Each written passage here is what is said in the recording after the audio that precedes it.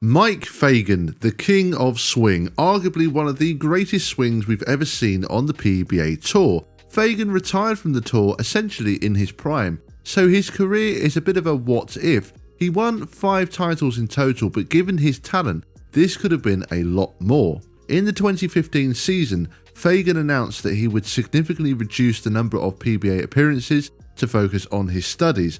In 2016, he entered just 3 tournaments, and in 2017 did not play at all. A couple of years after this, he had left professional bowling behind and became Director of Business Development for a company that owns bowling centres.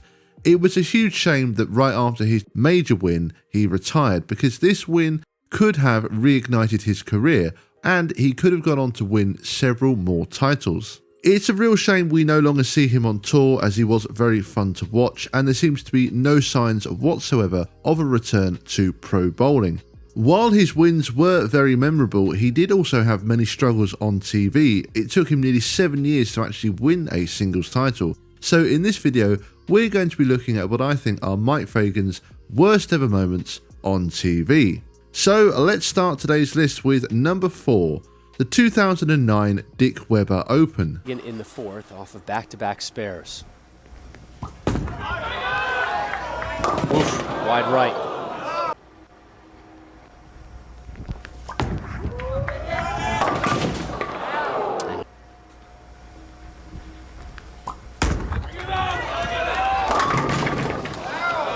Man.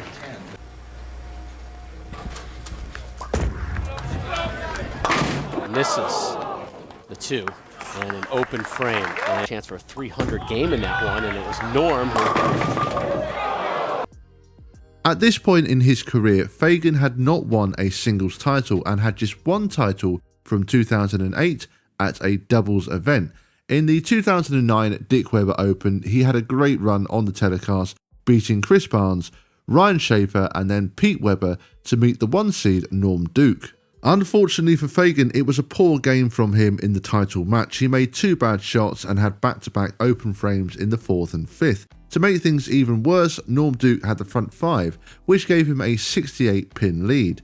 Duke would not give Fagan any chance of a comeback, as he went on to shoot 278 and won this one by over 100 pins. However, Fagan would get his first singles title at the very same event in the following year. Number 3. The 2003 Empire State Open. Fagan. Talked to him before the show today. Didn't appear last night. Look out. Fair Bowlers Club, Latham, New York, near Albany. Empire State Open. Big line, right into the time. It's a light shot there. Bowled against Steve Jarrett. Yikes. It's different. Oh, falling under the lights. Looks like a ball change right here. Oh my God. This was right at the start of Fagan's pro career, and in fact, it was his first ever appearance on a PBA telecast. He was the 3 seed, and his first ever match on TV would be against Chris Barnes. It was a rough one for Fagan, who left a number of splits, and Barnes took full advantage of this. By the 8th frame, Barnes had a 90-pin lead. It was certainly not the performance Fagan would have hoped for, but he just never got comfortable. As I mentioned earlier, it took him a while to finally get the win on TV, and it would be 7 more years of trying before he finally got it done. Number 2. The 2009 Shark Championship.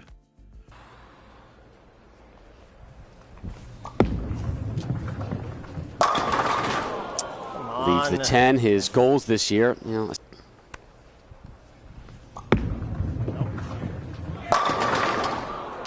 Nope. Got a chance. Oh, put on the brakes.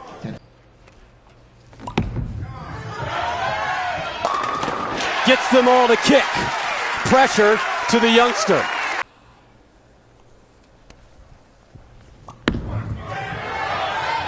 Way off target. Jurek can celebrate for the first time in 14 years and 175 days. The Rippers got another title. Fagan played Jason Couch in semi-final number 1 and managed to get through this match fairly comfortably. Jack Jurek would win the other semi-final, but it was a real struggle for Fagan in particular in this match. He was making really great shots, but on the right lane he kept leaving the 10-pin. He left the 10-pin 3 times in a row on the right lane. The left lane wasn't a problem, he kept on striking there, but Jurek left the big 4 halfway through the match to give Fagan a 2-pin lead. However, Jurek then found something and could shut out Fagan in the 10th with a strike and 9 spare. He got the strike, but this was a really poor shot that was way inside and left the 3-6-10. He did get the spare, but it now meant Fagan could win with 3 strikes in the 10th. The first 2 strikes were very light, but they went, and the final shot would leave a 10-pin, which meant we had a tie and a roll-off. Jurek was up first and struck, which meant Fagan had to strike to continue the roll-off, but this was easily his worst shot of the day as he missed right and this ball never recovered. It was a very tense one, but Jurek came away with the win. This meant that he set a record for the longest drought between PBA titles with a period of 14 years and 175 days. Number 1. The 2012 US Open. Championship is his. And he'll leave the 10. It's not a bad number. Fagan leading the season in earnings and average. And came back. Overhooked, going through the nose, leaving the 4-9 split. Watch this. It looks like it's right of target and actually overhooks. Terrible break, leaving both the 4 and the 9.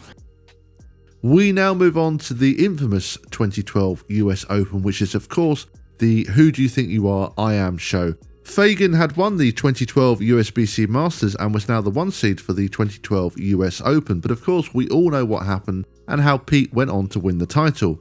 It must have been very difficult for Fagan to try and block out what Pete was doing throughout the match and how he was calling out the fan. Fagan, though, put in a very solid performance, and looking back on this now, almost every shot was on the money. He did have a bit of a bad break in the 5th when the ball just turned the corner quite sharply and he left the 4-9 despite the 9-pin wobbling. Pete had the advantage when he threw 3 strikes in a row in the 7th, 8th and 9th frames, but Fagan did get all 3 in the 10th. This was huge as it now meant Pete had to step up and either strike or get 9 spare strike to win. We all know what happened here as Pete spared the 10-pin and then struck on the fill shot and then delivered his now famous catchphrase. Fagan played a great game, but I chose this as the worst moment on TV because of the fact he was on the losing end of one of bowling's most infamous moments of all time. And that brings us to an end of this video. I hope you all enjoyed this one. And don't forget to let me know in the comment section below what you thought about my pick for Fagan's worst moments on TV. If you disagree, then just let me know in the comment section below. That's going to do it from me for today. I'd just like to thank you all for watching, and I really appreciate all of your support. So as always, thank you bowling fans, and see you all next time.